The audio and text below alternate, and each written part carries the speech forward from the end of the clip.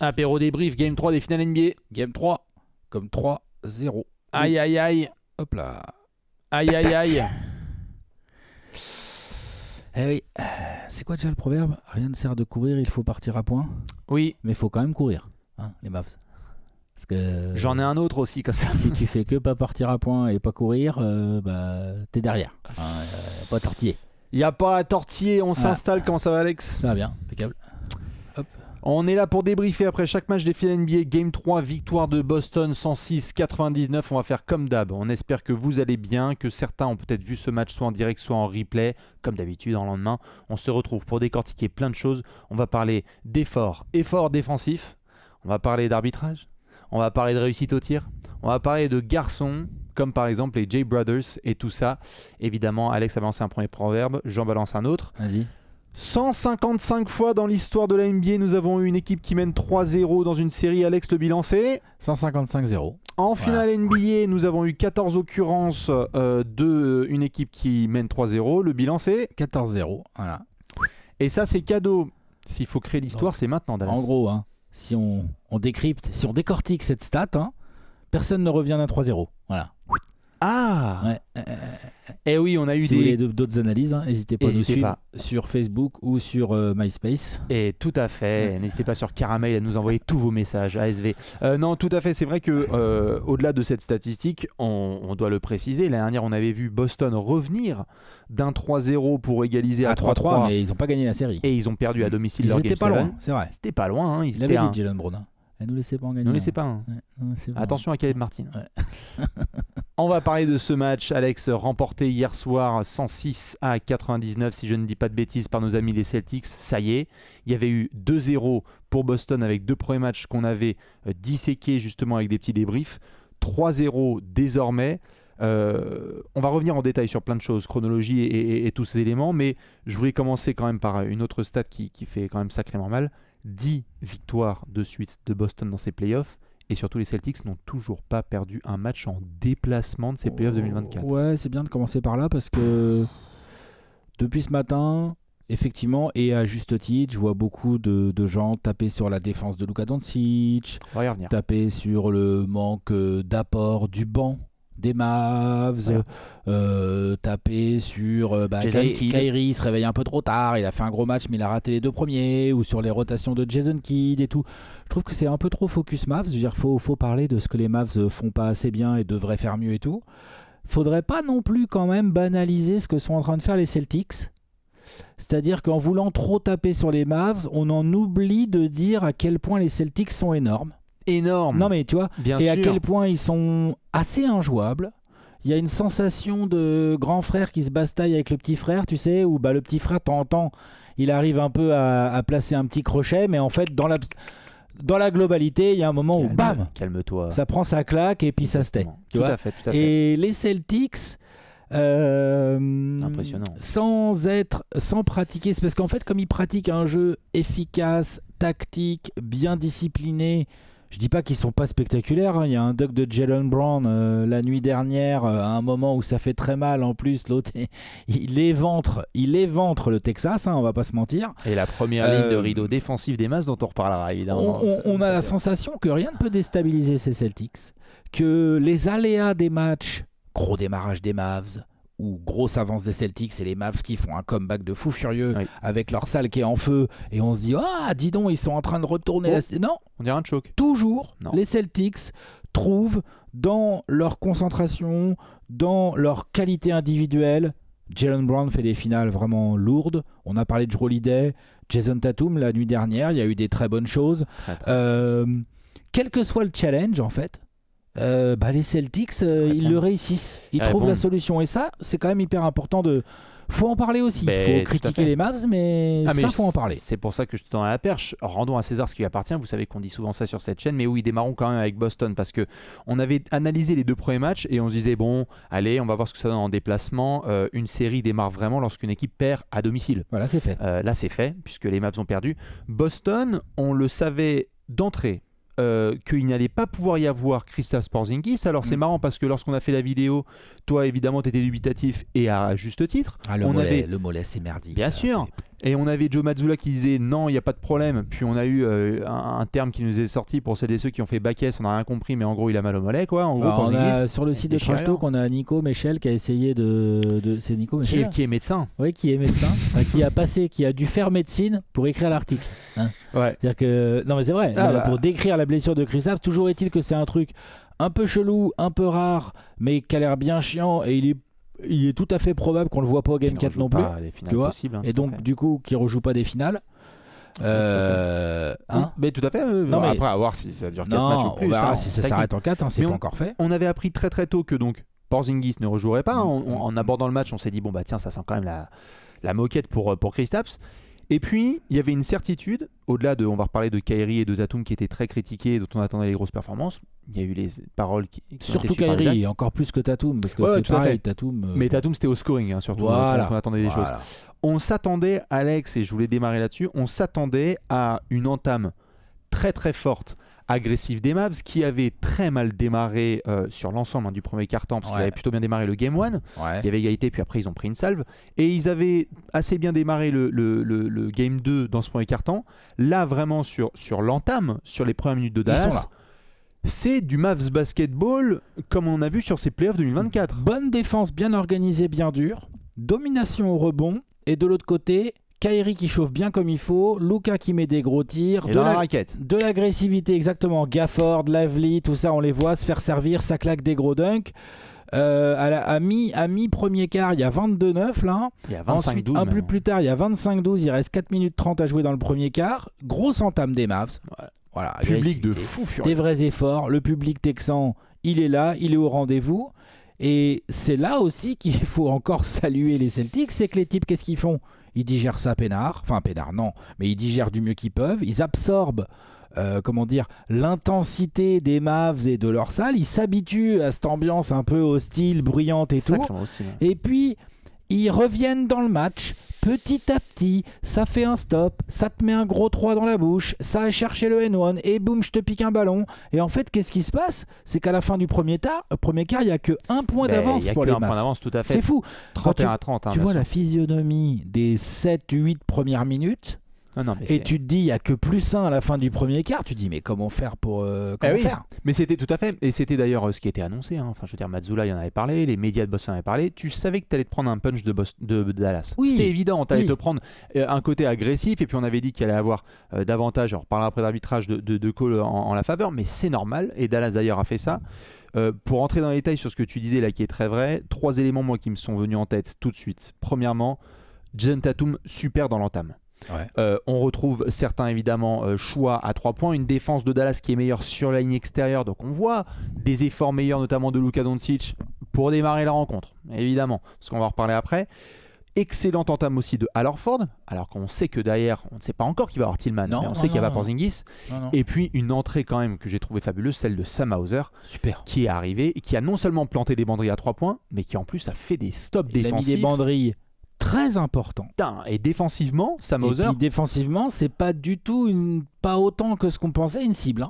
Pas du tout. C'est vrai. Ouais, tout à fait. Moi, je pensais qu'il aurait été plus ciblé. D'ailleurs, ils ont essayé de le cibler, mais en fait, isolation face à Kyrie et Luka, c'est pas si évident. Ouais, tout à fait. Sur cette entame, excellent donc travail de Boston qui revient petit à petit, alors que pourtant sur la première période, Alex.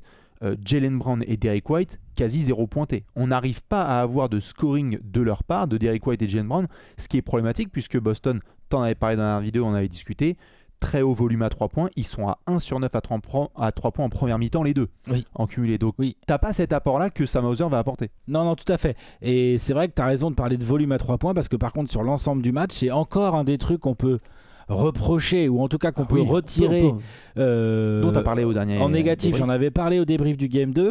Il y a un vrai sujet sur le volume à 3 points. Les deux équipes sont à 36-37%, sauf que les Celtics en prennent 46 en mettent 17 et les Mavs n'en prennent que 25 pour en mettre du coup que 9. Donc ça te fait 8-3 points d'écart rentrés. C'est énorme. C'est énorme. Ça te fait un écart de 24 points rien que sur les tirs à 3 points. C'est énorme. C'est énorme, tout à fait. Boston revient bien. Comme tu le dis là, t'es Dallas à la fin du premier quart-temps, tu te dis malgré tous ces efforts et cette belle entame, on n'est qu'à plus 1. C'est ça. Mais pour autant, le deuxième quart-temps n'est pas une prise de contrôle de Boston de la rencontre. Non, pas du tout, c'est une guerre de tranchées. Ça bataille, ça joue dur, il y a beaucoup moins de tirs qui rentrent. Kyrie et Luka mettent quasiment, j'exagère, je vais dire tous les points, mais on n'est pas loin. Ils mettent vraiment énormément de points à la mi-temps. La stat, elle est violente. À la mi-temps, tu l'as, ouais. Ils ont 37 des 51 points de l'équipe, je l'ai tweeté hier soir. C'est une atrocité. Et il n'y a que, un ou deux highlights. C'est ça, ils ont garçons, 37 des 51 points, tout à fait. Donc bon, après on le sait, ils doivent porter l'attaque, donc il n'y a pas que du mauvais là-dedans. Ça montre aussi qu'ils sont chauds et tout. Mais donc les stats là, c'est terrible, parce qu'en plus le reste des maps c'est quand même famélique, quoi. C'est pas ouf. Et malgré ça, Dallas est dans le match. C'est-à-dire qu'à la mi-temps, quand tu rentres au vestiaire, il y a 51-50. Dallas +1 à la maison, avec le public qui pousse fort et tout. Ils sont là. Pourquoi pas ? Ils sont là, ils sont dans la roue, ils sont certainement derrière leur meilleure première mi-temps depuis le début de ces finales. Bien sûr. Donc il y a toutes les raisons de croire qu'au retour des vestiaires, Dallas est capable de faire quelques différences, qu'on est avec un Kyrie qui pourrait un peu encore continuer sur sa lancée et faire mal à la défense des Celtics et tout. Et en fait, c'est tout l'inverse qui va se produire. Raz-de-marée vert. Ouais, tout à fait. Sortie de vestiaire là. Le troisième quart de Boston est d'une violence absolue. Surtout la fin de troisième quart en fait. 35-19 sur l'ensemble du carton. Pour Boston, ils mettent une pilule absolue et le réveil d'un homme qui va ensuite évidemment attirer beaucoup de louanges, Jaylen Brown. C'est-à-dire qu'on a vu cette première mi-temps où vraiment il n'est pas dedans alors qu'il avait été vraiment très bon et solide et régulier sur les 2 premiers matchs. On voit un Jaylen Brown qui n'arrive pas à trouver son rythme. Sur la deuxième période, on a un début de ping-pong, comme tu as pu le voir aussi en replay, de les 6 premiers tirs de la... En fait, la première moitié du troisième quart, on n'est pas encore dans le raz-de-marée. Le raz-de-marée est vraiment dans les 3-4 dernières minutes du troisième quart, où là, c'est un run de Boston. L'écart se creuse. On passe de plus 6-7 à plus 15. Bon. Quasiment plus 20, tout et à fait. On passe à plus 21 en début de quatrième. Début de quatrième quart, tout à fait. À 11 minutes de la fin, il y a plus 21 et à 91-70, franchement, il est fini le match. Non, c'est très compliqué. Quoique, on pense à ce moment qu'il est fini. C'est ce qu'on pense, bien sûr. Mais le run est trop violent. Un homme dont on n'a pas juste parlé, parce que c'est marrant, pour celles et ceux qui suivent avec nous parfois la trade deadline, vous savez qu'on aime bien pointiller certaines choses. Une très bonne, solide entrée de Xavier Tillman de la part de Joe Mazzulla, dont on va aussi faire les louanges dans cet apéro, parce que Pat Porzingis, Xavier Tillman qui a été intégré sur le parquet. On a appris d'ailleurs en sortie de match que Joe Mazzulla a dit Tillman c'est un joueur qui a évolué du côté de Memphis, qui a plusieurs fois rencontré Dallas et ils aimaient bien ce qu'il avait pu proposer face aux Mavs. Et donc du coup l'intégration de Tillman a été bonne parce que tu n'as pas des apports de scoring de fou furieux. Il met un 3 points quand même, qui fait exploser le banc de Boston, tout à fait. Mais surtout, sur les switches défensifs, tu ne te retrouves pas devant des situations comme par exemple Luke Cornett sur le terrain. Tillman, à plus d'une reprise, Alex va quand même se retrouver isolé face à des Luka et face à des Kyrie. Et il a vachement bien tenir son rang. Ça, c'est énorme. De toute façon, lui et Heuser, l'intensité défensive. Et Pritchard défensivement, parce qu'il ne rentre pas une bille. Non. Mais Pritchard, on l'a vu aussi au poste sur Luka ou en iso sur Kyrie. Il s'est battu. Mais c'est compliqué quand même. Mais il s'est battu. D'ailleurs, c'est intéressant que tu parles évidemment là de la défense parce qu'on va reparler là après, refocus sur ce raz-de-marée là de Boston. Mais 3e fois en 3 matchs que Dallas peine et n'arrive pas à en fait atteindre la barre des 100 points. Boston défensivement, ce qu'ils réussissent à faire, c'est quand même assez extraordinaire. C'est-à-dire que même quand tu as des garçons du 5 majeur qui n'y sont pas trop, moi tu m'aurais dit en début de série, oh putain, tu vas voir l'entrée défensive de Peyton Pritchard, Sam Hauser et Xavier Tillman. Mon gars, t'es pas prêt ? Celle-là, fallait la placer sans trembler du menton. Quand même. Personne ne l'avait placée. Non, bien sûr. Et même limite, il y a le raz-de-marée de la fin de 3e quart et du tout début de 4e quart qui amène les Celtics à mener de 21 points, 91-70. Il reste 11 minutes à jouer. Sur un 3 de Derrick White, tout à fait. Sur un 3, exactement, de Derrick White. Et donc ça, c'est le genre de run, le genre de raz-de-marée de la part des Celtics qu'on avait déjà vu. Déjà vu en régulière, on a déjà vu en play-off. Et en général, le match est torché. Ces cas-là. Ce qui est assez fou et qui doit mettre les boules aux Mavs et à tous leurs fans, c'est que derrière, Dallas, mentalement, reste dans le match. Il y a PJ Washington qui te met un gros 3 points. Il y a Doncic qui te met un petit panier. Ça te fait tout de suite 5 points de suite. Mazzulla, il le sent, il prend temps mort tout de suite. Mais quand ça revient, le run continue. Ça passe à 10-0, à 12-0. Bien sûr, 12-0. 12-0. En gros, t'es revenu sous les 10 points. T'es revenu à 9 points. Et en comme l'espace ça, de 3 fois rien. Mais ouais, en 3 minutes. 4 minutes, ouais, bien sûr. Et ça va même se rapprocher jusqu'à quand Kyrie va avoir ses 3 lancers là, ça va revenir qu'à 3 points, il reste 6 minutes à jouer. Donc en fait, on se retrouve, on a pris raz-de-marée fin de 3e quart, de folie. T'as l'impression que le match est fini. 5 minutes plus tard, tu dis putain, il n'y a que 3 points d'écart. Ouais. C'est un truc de fou. Tout à fait. Et d'ailleurs, sur ce comeback de Dallas, on voit évidemment des meilleures séquences offensives de la part des Mavs. Et on voit aussi, et on retrouve avec peine, si vous êtes fan de Boston, des mauvais réflexes des Celtics qui sont de l'ordre du « laissez-moi gérer ça ». C'est-à-dire que tout ce beau mouvement de ballon disparaît dans cette séquence-là. C'est-à-dire qu'on voit des shoots de Jrue Holiday, on se dit qu'est-ce que tu fous ? C'est vrai, qu'est-ce que tu fous ? Je suis d'accord. On a des ISO de Jaylen Brown, on a des premières intentions exactement qui sont chelous. Pas idéal. On a alors Ford aussi qui a l'impression c'est un poulet sans tête sur le terrain, on sait pas trop comment ça se passe. Et Dallas a beaucoup mieux verrouillé le rebond dans ce match, donc du coup il y a eu moins de deuxième chance pour les Celtics par rapport à certains matchs précédents. Donc le run s'est construit aussi comme ça. Sauf que ces Celtics-là, même quand tu les mets en défaut comme ça, que tu les challenges, tu les pousses dans le retranchement, tu reviens à -3, il y a le public qui pousse fort, ça revient même à -1 à un moment. Le public pousse très fort. Eux, ils restent dans le truc. D'ailleurs, Jaylen Brown, il va le dire, il a dit « We kept our poise ». C'est la sérénité. C'est ça, hein. Ils ont gardé leur poise, comment tu traduis ça ? C'est la sérénité, leur contrôle, leur self-control, leur attitude, quoi. Bref, leur attitude plutôt, c'est plutôt ça. Voilà, leur énergie, leur attitude. Pendant ce temps-là, il y a des petits détails dans ce run qui font mal. On s'en rend pas compte tout de suite sur le coup, mais qui font mal plus tard. Il y a la 4e faute de Luka Doncic qui est archi évitable. Il veut essayer de la piquer comme ça par derrière à Payton Pritchard. Donc ça, c'est une faute vraiment à éviter. Un peu plus tard, à 4 minutes, 5 minutes de la fin, il y a en attaque, il a la balle au poste et il y a ce petit hook là sur Jaylen Brown. Faute offensive. Quand même à éviter ça aussi, non ? À ce moment-là du match. Non, parce qu'on a beaucoup discuté de la 6e de Doncic qui intervient quelques secondes après cette faute sur Jaylen Brown. D'ailleurs, non, c'était en défense sur Jaylen Brown au poste. Autant pour moi qu'il le hook. Après, c'est en non ? En fait, non, c'est juste qu'il y a eu de toute façon, il y a eu un nombre de calls qui ont été à la fois challengés puis retirés. Il y a eu aussi de la faute offensive sous le panier sur Jaylen Brown. Ça a été compliqué, mais Luka a enchaîné les fautes à un moment qui n'était pas du tout opportun, quoi. Non, parce qu'il y a eu de la critique de l'arbitrage. On a vu. Il y a la 6e faute de Luka Doncic, la 6e qui lui est sifflée. Pas sa 6e vraie faute effective. Donc à peu près la 8-9e faute de Luka Doncic du match. Ça dépend où tu te situes. Mais la 6e qui lui est sifflée. Moi je suis complètement d'accord pour dire vraiment, moi elle m'a saoulé, ce coup de sifflet m'a saoulé. Il t'a saoulé dans quel sens ? Moi alors là pour moi c'est un no call total ça. Que Jaylen Brown percute un mec de plein fouet et qu'il n'y a rien qui soit sifflé ? Comment ça ? Je comprends pas ça. La 6e ? Ouais, la 6e de Luka là ? Oui, c'est Jaylen Brown qui fonce. Ouais, Jaylen Brown il est à peine settle. Luka, on peut pas dire qu'il y aille comme un bourrin avec l'épaule. Pour moi, c'est un no call ça. Pour moi, il n'y a rien à siffler. D'ailleurs, je regrette souvent les arbitres, quand il y a un mec qui tombe par terre ou qui a un contact, les arbitres, on a la sensation qu'ils se sentent un peu obligés de siffler parfois. Et là, sincèrement, celui-là, moi, je trouve que c'est un peu un no-call. Ça veut pas dire que Luka joue bien le coup. Au contraire, le mec, il a déjà 5 fautes. Fais attention, alors, putain. Ça en premier lieu. Concentre-toi. Mais je veux dire, le call en lui-même, je le kiffe pas du tout. En fait, j'entends parce qu'il y en a qui vont laisser jouer. En fait, parlons justement des sifflets. Déjà, première chose, on en a parlé, que ce soit sur scène quand on avait fait l'apéro collector ou nous quand on a fait un peu des points sur ces playoffs.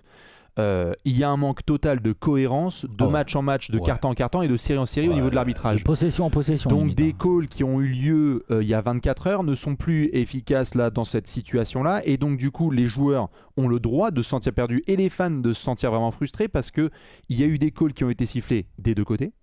Oui, non, je suis pas en train de dire, mais tu vois, je veux dire que les arbitres ont avantagé les Celtics. Je suis pas en train de dire ça du tout. Celle-là, moi, j'entends qu'on puisse débattre. Celle-là, franchement, pour moi, il y a plusieurs choses. Sur la 6e, alors j'entends, si tu regardes entre guillemets le book, c'est qu'un mec qui fonce, parce qu'il est à pleine vitesse, Jaylen Brown notamment, est malin, il sait que Luka en a une 5e, il fonce, il vend la faute.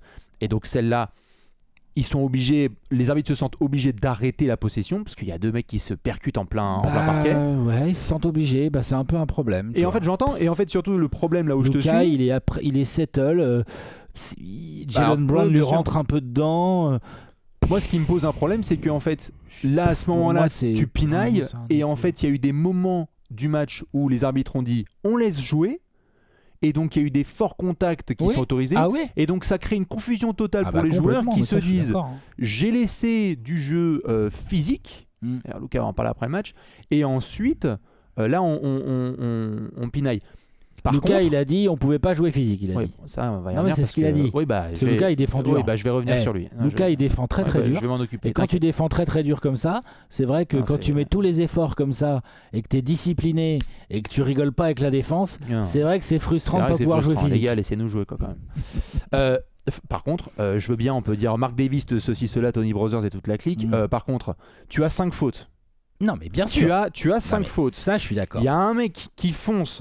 Et toi, tu viens provoquer un passage en force ? Non. Non, mais ça, je suis d'accord. Non. Ça, sur le concept, je suis d'accord. Tu Maintenant, ne fais pas ça. Dans les faits... Non. Pour les faits, pour moi, il n'y a pas à siffler une 6e faute. Eh bah écoute, le fait est qu'elle est sifflée, qu'il y a un review qui est accordé, un challenge à Jason Kidd. J'étais surpris d'ailleurs qu'ils inversent pas le call, tu vois. Pour le coup, moi, je me disais, le review... j'aurais été plus surpris si ça avait été overturn, tu vois. Ah ouais ? Ah ouais. Tu vois, pourtant, parce que moi, avec les ralentis, après les ralentis, c'est trompeur. Mais moi, pour le coup, au ralenti, j'ai vraiment cette sensation que Luka, il y est, quoi, pour le coup. Et il y a du mouvement, et c'est comme ça. Luka se fait justement exclure du match. 6e faute, merci, au revoir. Frustration. À 4 minutes de la fin, ça fait mal, alors que les Mavs, ils sont là. Bien sûr. Il faut voir le genre de tournant que c'est. Le contexte est terrible, tout à fait. Vois, mais bien sûr. C'est pas Jaden Hardy qui se fait expulser, quoi. C'est Luka Doncic. Ou c'est pas une 4e dans le 3e quart-temps. Là, c'est vraiment une expulsion d'un joueur phare dans un comeback énorme. Donc, évidemment, grosse frustration. Cette scène globale est chaotique pour les Mavs parce que à la fois tu as cette 6e de Luka Doncic qui est frustrante. Pour autant, on se dit c'est Kyrie Irving time et il va notamment rentrer un premier bucket et ça revient, ça recolle et on se dit comment ça va se passer.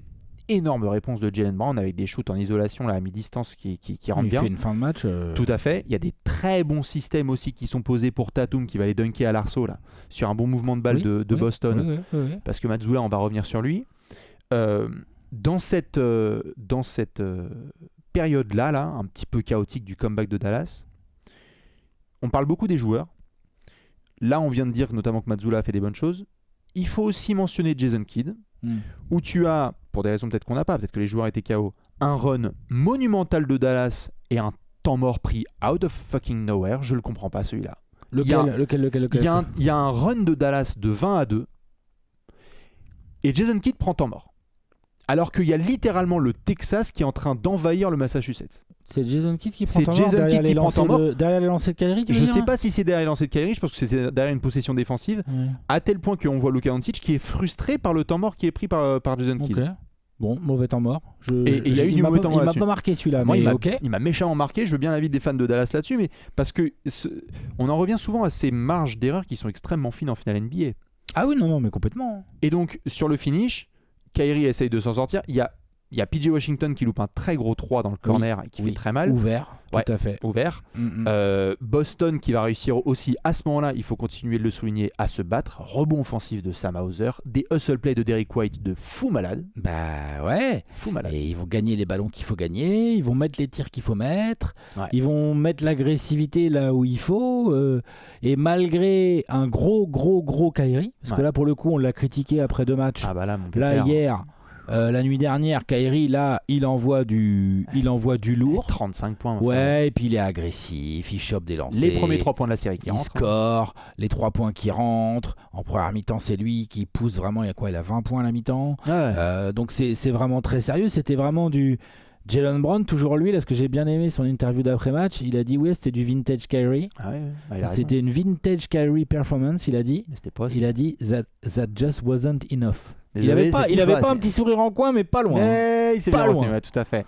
Boston va aller chercher la victoire. Gros soulagement pour eux parce qu'ils ont montré, comme tu l'as dit, cette keep their composure et their poise. Donc vraiment le côté on ne craque pas. Beaucoup de joueurs se sont exprimés là-dessus sur le fait que c'est un match que par le passé Boston envoie à la corbeille 8 fois sur 10. C'est un match que beaucoup d'équipes auraient perdu. Ouais, et notamment Boston. Ouais, notamment Boston, mais plein d'autres équipes. Genre avec la pression de ces Mavs, le public, l'ambiance, bien sûr. Le côté Kyrie qui monte en régime, Luka, la densité des PJ Washington, Gafford et compagnie, tu vois. Non, beaucoup d'équipes auraient perdu. Avant de revenir sur Dallas et des éléments un peu précis sur lesquels j'ai envie d'avoir ton avis et l'avis des gens, c'est pour finir sur Boston, joueur très critiqué alors qu'il apportait dans d'autres compartiments du jeu, distribution, défense, Tatum, parole, acte, performance de Trompa, de Tatum, et dans un registre en plus qui n'était pas facile, c'est que lorsque Boston n'y est pas trop en première mi-temps, c'est lui qui mène la charge pour rester collé aux Mavs. C'est vrai.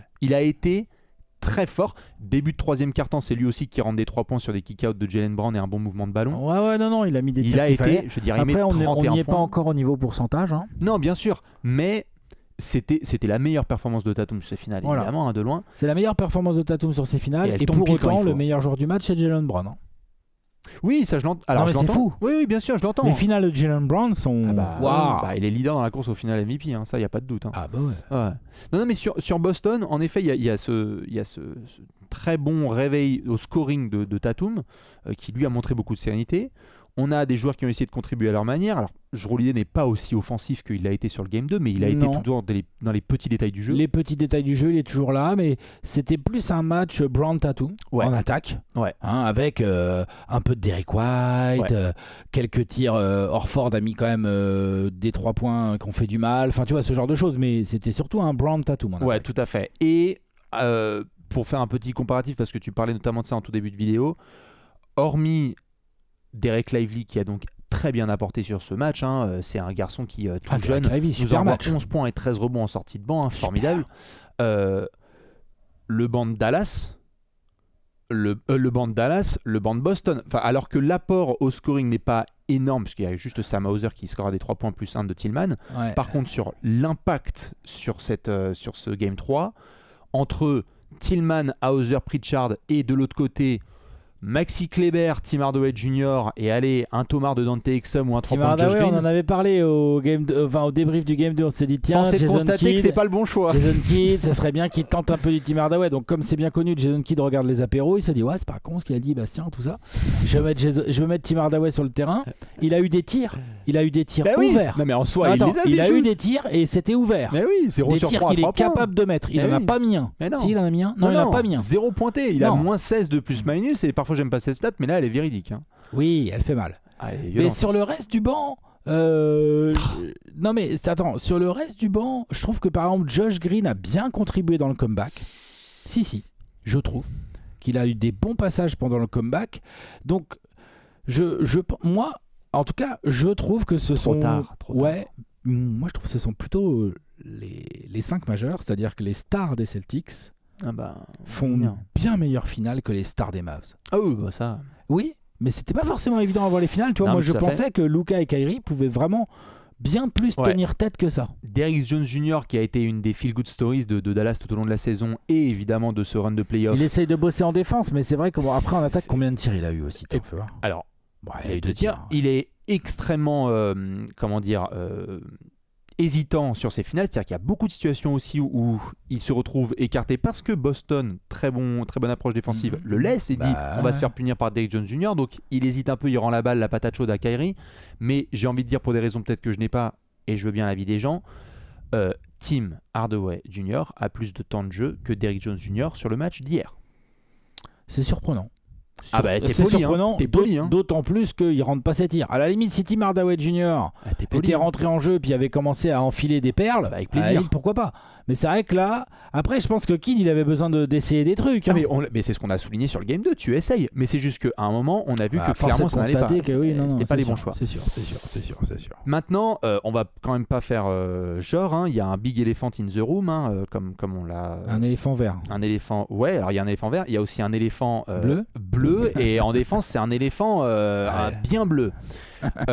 Parlons de Luka sur l'ensemble de la soirée parce que ça a été le gros sujet. Et on cherche toujours évidemment un fautif. Il y a Brian Windhorst qui a sorti un énorme monologue sur lui sorti sur ESPN. On va y revenir. Luka, sur la partie, tu as parlé de ses 6 fautes. Il y a 27 points, 6 rebonds et 6 passes. Si on doit regarder le match dans son ensemble, de quoi tu as envie de parler en premier pour qu'on puisse parler de ce sujet? Parce qu'il y a eu un sujet, Lucas, sur le match hier soir. En fait, pour moi, le sujet, il est au-delà de la prestation technique en elle-même. C'est-à-dire que hier, là, les 3 points ne sont pas tombés dedans. Ok, bon. Ça arrive. Mais il y a quand même de l'impact au scoring, il y a de l'impact à la passe d'ess, la défense de Boston est obligée de s'occuper de lui comme du lait sur le feu, ça permet aussi à Kyrie de retrouver des espaces et donc de commencer à chauffer, et une fois qu'il chauffe, même s'il a plus d'espace il s'en fout. Donc tout ça démarre aussi beaucoup de Luka Doncic, ça on peut pas lui enlever. Brian Windhorst, lui, il débarque, il tacle Luka Doncic sur son attitude. Bon, on peut pas non plus lui donner tort à Brian Windhorst, hein. Je veux dire, moi je suis pas d'accord avec tout ce qu'il a dit, pas tout. Mais dans l'ensemble, il dit que Luka passe trop de temps à se plaindre des arbitres et pas assez de temps à se concentrer sur chaque play. Ça c'est vrai. C'est vrai. Moi je soulignerais surtout le côté où il va devoir progresser. T'en avais parlé, ça t'énervait, mais là ça se voit dans ces finales-là. Il va devoir progresser parce qu'il se sort un peu lui-même de ce match parfois. Il s'énerve un peu lui-même tout seul. Alors qu'en fait ils sont là. Ce que je veux dire, c'est qu'ils sont là. Sa 5e et sa 6e faute. La 4e, vraiment, faut l'éviter. Mais la 4e, on est un peu au milieu du run de comeback. La 5e et la 6e, le comeback, il est là. Il est fait. Ouais. On est à -3, -2, -1. On est là. Tu es Luka Doncic. T'as plus le droit de faire des fautes à la con dans ce moment-là parce que tu sais que dans les 2-3 minutes qui viennent, ton équipe va avoir besoin que tu joues Jaylen Brown en ISO, ou que tu ailles chercher les 2 lancers qui vont bien, ou que tu ailles driver et kick out pour... On va bien voir si PJ Washington les met, mais c'est le rôle de Luka Doncic de créer ces différences-là. Et là, le fait qu'il ne soit pas capable d'atteindre le niveau de concentration suffisant pour être là pendant les 4 dernières minutes, ça c'est un gros sujet. Gros sujet, au-delà même du chicanage avec les arbitres et tout, qui m'énerve, ça m'énerve autant que vous, autant que vous tous. C'est plus, moi, là où je suis déçu, c'est il a montré des niveaux de concentration fabuleux. Il a montré que malgré son jeune âge, il était capable d'assumer des immenses doses de pression. Et là, au moment où il y en a vraiment besoin, d'accord, à 4 minutes 30 de la fin, il nous fait 4 minutes 30, 5e faute, 4 minutes 10, 6e faute. T'es sérieux ? Et là, il reste 4 minutes à jouer à -3 et tu laisses ton équipe. Ça, c'est impardonnable. Tout à fait. Mais maintenant, voilà, c'est pour lui. On peut pas revenir en arrière. L'erreur, elle est faite. Mais pour moi, c'est surtout de la concentration. Au-delà même de, oui, il se fait passer en défense. Je suis d'accord, il chicane trop les arbitres. Je suis d'accord avec tout ça. Mais le plus énervant, c'est que malgré le fait qu'ils se fassent passer en défense, malgré le fait qu'ils s'énervent trop avec les arbitres, ils sont là. Là, ils sont là. Et quand ils sont là, Luka Doncic doit faire en sorte de rester sur le terrain. Il n'a pas répondu présent. Putain, tout à fait. Les fautes débiles. Bien sûr. Je suis d'accord. Il y a un mois quasiment jour pour jour. On a fait un apéro sur lequel, tu sais, je me suis emporté. C'était dans la série face au Thunder. Parce qu'on était j'ai pas remarqué. Sur la sortie du Game 4, j'étais ouf parce que Luka retombait dans des travers qui étaient insupportables. Et ce qui s'est passé ensuite, c'est qu'on a fait évidemment des retours et des mea culpa parce que tous les matchs qui ont suivi de Dallas ont été exemplaires. Et quand il est sérieux... Et en attaque et défensivement. Et je vais le répéter pour les gens qui sont sourds ou peut-être qui sont au fond de la classe. On en a parlé avec Alex plus d'une fois sur cette chaîne. Ce type est un génie. C'est un basketteur extraordinaire. C'est un technicien hors pair. Quand il n'est pas sur le terrain, il peut rien faire. Tout à fait. Génie ou pas. Mais c'est un technicien incroyable. C'est un basketteur fabuleux. Rien à redire là-dessus. Ce mec peut et a tout l'or du monde entre ses mains. Il peut tout faire. Il peut justement aller en finale NBA et avoir son équipe qui est pas loin. Mon problème, c'est que là, on avait bien souligné un point, notamment qui était dans la concentration, comme tu dis bien, et défensif. On en a parlé ensemble en sortie de ce Game 2. On a certains qui ont parlé de blessures, de conditions physiques, quoi que ce soit. On a appris qu'il y avait aussi des injections qui avaient été faites pour qu'il soit en forme. Moi, j'ai pas vu du tout qui que ce soit parler de conditions physiques. Dès le début du match, les premières minutes, elles sont bonnes. L'intensité défensive et la concentration de Luka dès le début du match, elle est parfaite. Et il y a 25-12 Dallas. Le playbook, il est là. Il a été bon. Les driving kicks de Boston qui ont rendu fou n'ont pas eu lieu. Donc je me suis dit, ça y est, on va revivre le truc d'OKC. On en a marre, ils s'ajustent, et du coup Dallas joue à son prime, c'est-à-dire leur meilleure version.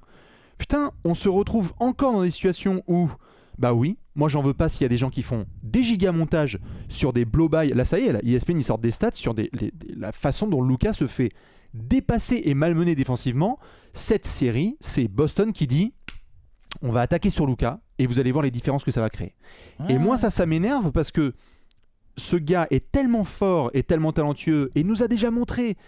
Là où je suis pas d'accord avec Windor, c'est quand il dit les vainqueurs sont d'un côté et les perdants de l'autre. Mec, il avait 18 ans, il marchait sur le toit de l'Europe avec la Slovénie. Windor, pour lui, c'est gagner le championnat d'Europe. Pour lui, c'est pas gagner. C'est rien du tout. C'est rien du tout. Tu vois ce que je veux dire, genre voilà. Donc, là-dessus, il se trompe complètement, Windor. Et Luka est un compétiteur. C'est un winner. Mais tout à fait. Luka est un compétiteur tel que en fait, je me dis merde, c'est un gars. Et en plus, il nous l'a fucking montré dans ses playoffs et cette saison que lorsqu'il a cette intensité-là et cette concentration, comme tu le dis, très pertinemment, il fait la différence. Et là, on a retrouvé plein de trucs qui sont chiants. Et c'est parti sur l'arbitrage. Et c'est plus Luka Doncic, c'est Luka Plurnic. Là, quand c'est comme ça, c'est insupportable. Moi, franchement, hier, je me suis dit, mais gars, comme tu le soulignes bien, Alex, tes coéquipiers t'aident notamment à créer ce comeback. Tu peux pas les laisser. Tu ne peux pas les laisser.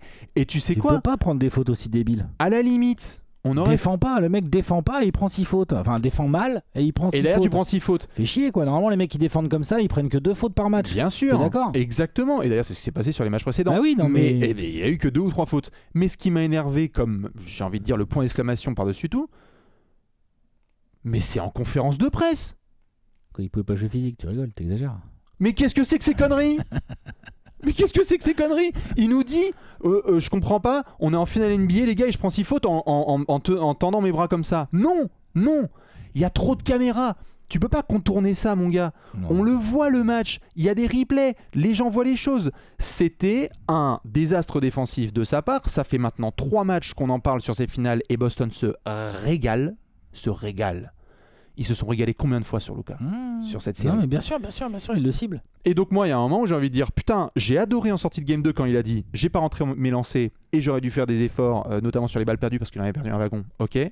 Là, je suis désolé. Hein. Quand il réagit comme ça, moi, c'est insupportable. Franchement. Bah, surtout après un match où, encore une fois, insupportable. C'est de sa faute. C'est lui qui doit faire attention à gérer ses fautes. C'est la base des grands joueurs. Tu ne peux pas te faire exclure quand tu es le meilleur joueur de ton équipe ou l'un des 2 joueurs les plus importants. Tu peux pas te faire exclure dans la foulée d'un comeback qui ramène ton équipe à -2, -3 alors que tu es mené déjà 2-0 dans la série et que c'est le turning point. Parce que concrètement, si Dallas va au bout de ce comeback et donc n'est mené que 2-1 au lieu d'être mené 3-0, on parle pas du tout comme ça du match de Luka Doncic qui défensivement n'est pas bon. Oui. C'est ça que je veux dire. Mais bien sûr. C'est que on dirait oui défensivement et tout, on dirait bon par contre putain voilà le comeback et tout. Ah puis il a assuré en fin de match parce que voilà. Et là Dallas n'a même pas eu l'occasion de pouvoir faire ça. C'est-à-dire que tu parles du gros tir à 3 points raté par PJ Washington. Je suis d'accord. PJ Washington il a raté son 3 points, un 3 points important, un moment clé. Je me rappelle plus du score exact là après que Lucas soit fait exclure, mais concrètement, il y a -5, -4 là, ouais, c'est ça. Concrètement.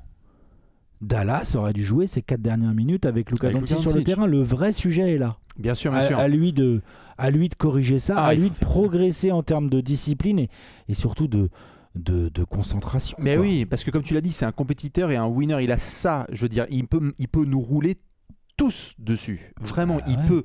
Et il l'a montré. Et d'ailleurs, Minnesota, désolé, quand ils ont vu notamment ce qu'il était capable de faire et le niveau de concentration qu'il a montré défensivement dans bien des séries de playoffs, Dallas du coup est une équipe qui peut aller chercher le titre.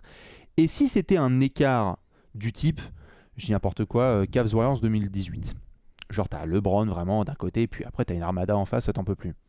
Boston très fort, mais ces matchs sont prenables. Dallas il leur donne du fil à retordre. Hein. Dallas clairement peut remporter ces matchs. On a cette sensation de Boston a une certaine marge et quand ça revient, comme je disais tout à l'heure, le grand frère, le petit frère, tout ça. On a quand même cette sensation. Mais c'est pas 3 branlés. Mais t'as aussi la sensation que sur 1 ou 2 tirs, 1 ou 2 momentum, 1 ou 2 moments qui donnent le momentum plutôt qui redonnent le momentum aux Celtics, Dallas aurait pu faire pencher la balance, notamment là à domicile, Dallas aurait pu faire pencher la balance en sa faveur. Bien sûr. Clairement, Luka est fautif de ouf là-dessus. Et vraiment, quand moi je m'énerve sur ce sujet-là, c'est parce qu'on en a déjà parlé et on a vu ce qui va se passer. Donc ça va peut-être être un blasphème, ce que je vais dire là dans les prochaines secondes, mais je me permets. On a vu ce qui s'est passé dans la série contre OKC, on a vu lorsque ça a switché de concentration, de motivation, etc. Si Luka en premier donne le ton là-dessus, la série elle n'est pas du tout terminée. Bah non. Pas du tout terminée. Ah non, déjà il y aurait 2-1. Potentiellement, il pourrait y avoir 2-1. Et un comeback n'est pas du tout à exclure. Mais ça passe par le trompas et notamment sa propre partie de terrain. Qu'il y a 3-0 ? Ah mais oui. Wow. Ah mais je te jure. Mais si c'est... Attends, juste, par contre qu'on soit d'accord, Game 4, on débarque avec le même niveau d'intensité dans ta propre moitié de terrain, c'est bon, allez-y, sortez le champagne. Oui, et puis... Allez-y. Va falloir le faire 4 fois. L'histoire quand même... Je dis juste que ce mec est trop fort. Non, mais bien sûr. Et cette équipe est suffisamment bien construite. Mais là, il vient de rater le coche pour moi. Et voilà. Peut-être il vient de rater le gros coche. Là. Oui. Le gros coche, la grosse frustration, là, les fautes là. Ouais, non, tout à fait. Mauvais moment. Non, mais c'est terrible. Donc je sais pas ce que évidemment les gens en pensent parce que évidemment moi quand j'étais en live hier sur Twitter, là c'était la fête à Luka à Fénimp. Oui, bah, c'est vraiment un peu vrai. Hein. C'est un peu vrai. Hein. À chaque match, Alex, on s'est dit que doivent faire les Mavs. Il y a du gros regret. Hein, tout à fait. Qu'est-ce que doivent faire les Mavs lors du prochain match? Donc on l'a fait en sortie de Game 1, on l'a fait en sortie de Game 2, on le fait en sortie de Game 3. Là tu vas jouer à domicile. Encore une fois, on va faire le petit pronostic. Parce que toi, t'avais dit qu'on retournait à Boston à 3-1. Moi, j'avais dit à 2-2. Bon, bah, merci, au revoir. Ils doivent s'appuyer sur ce qu'ils ont fait dans le premier quart, là. Même s'il n'y a que +1 à la fin du premier quart, ils doivent s'appuyer sur ce qu'ils ont fait dans le premier quart. C'est-à-dire agressivité, essayer de jouer un peu plus vite par moment et vraiment belle intensité défensive. Ils doivent s'appuyer là-dessus. Ensuite, ils doivent vraiment apprendre à se concentrer dans les moments clés. Tu peux pas autant rater ta fin de troisième quart. Alors, le comeback est incroyable dans le quatrième quart, mais tu peux pas autant te prendre un raz-de-marée comme ça à la maison en fin de troisième quart et t'étais là, t'étais dans le match, d'un coup bim t'es à -15 et bim t'es à -20, putain. Tu peux pas faire ça. Ça, faut vraiment taffer là-dessus, il y a moyen. Et puis après, bah ouais, gestion des fautes, gestion des temps morts pour Jason Kidd. Enfin, il y a encore beaucoup de boulot. C'est pour ça que je dis, oui, ils sont pas si loin. Dans les scores, là, le match 2 et le match 3, franchement, oui, ils sont sous les 100 points, mais Boston n'est pas tellement plus haut et tout. Alors que là, pour le coup, Boston a plutôt bien shooté à 3 points dans ce match 3. Ouais. Donc, non, Dallas doit s'appuyer là-dessus, sur l'intensité du match 1, doit se concentrer, ne jamais laisser Boston partir. C'est-à-dire quand tu commences à prendre 1 3 points, 2 3 points, tout de suite tu dois dire oh attention, ne laissons pas encaisser 4 ou 5 possessions de suite sans scorer. Donc est-ce que c'est Jason Kidd qui doit prendre le temps mort? Est-ce que c'est Luka ou Kyrie qui doivent dire ok, je prends la balle et désolé les gars, mais la prochaine attaque c'est une ISO de 20 secondes. Déjà ça va calmer un peu tout. On essaye, tu vois ce que je veux dire, on peut trouver des angles qui font que tu prends pas de raz-de-marée, parce que cette équipe de Boston derrière, elle est trop fort, intelligente, trop bien organisée défensivement. Et Dallas fait des comebacks, mais en fait des comebacks qui vont pas au bout. Ah, tout à fait. Ça va pas au bout avec tes comebacks. À chaque fois il y a quelque chose qui va pas. Un coup t'étais un peu fatigué, tu reprends un run. Un coup c'est Luka Doncic qui se fait exclure au mauvais moment, et c'est comme ça que t'es à 3-0. Enfin t'es mené 3-0. Alors évidemment pour Dallas on va surveiller plein de choses. Moi je préfère le dire puisque là je viens d'en parler pendant quelques minutes.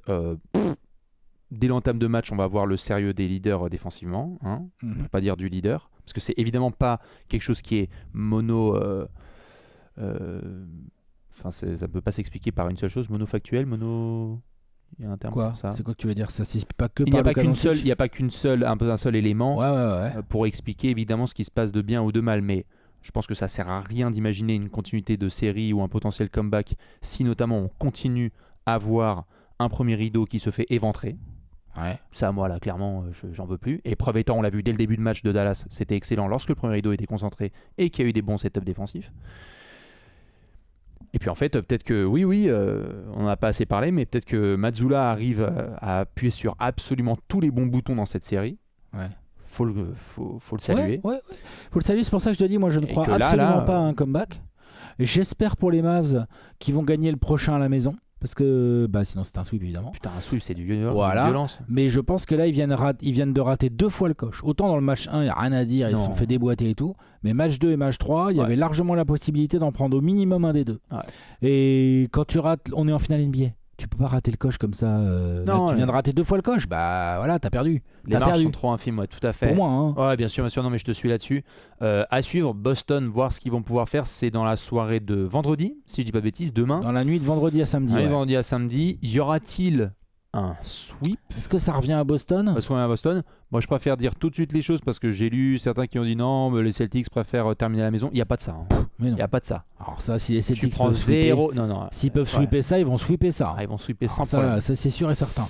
Est-ce que les Mavs vont montrer le côté desperate, le côté énergie du désespoir qui va leur permettre de gratter ce match à la maison pour au moins retourner à Boston? Moi, je pense que oui.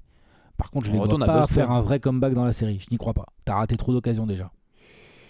Dites-nous ce que vous pensez à la fois de ce Game 3 et surtout de l'issue de cette série. Est-ce qu'on sera sur un sweep en finale? Est-ce qu'on va retourner à Boston pour un énorme ce serait Game des 5 en 16-2 pour les Celtics? Ce serait d'ailleurs, si je dis pas de bêtises, potentiellement. Ouais, et ce serait même ce qu'on appelle une saison en 80-20.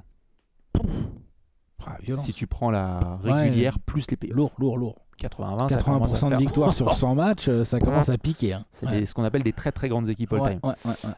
Dites-nous évidemment ce que vous pensez. On se retrouve très très vite et notamment samedi pour débriefer soit les Celtics champions, soit le comeback potentiel des Mavs. Des bisous, à la prochaine. Ciao.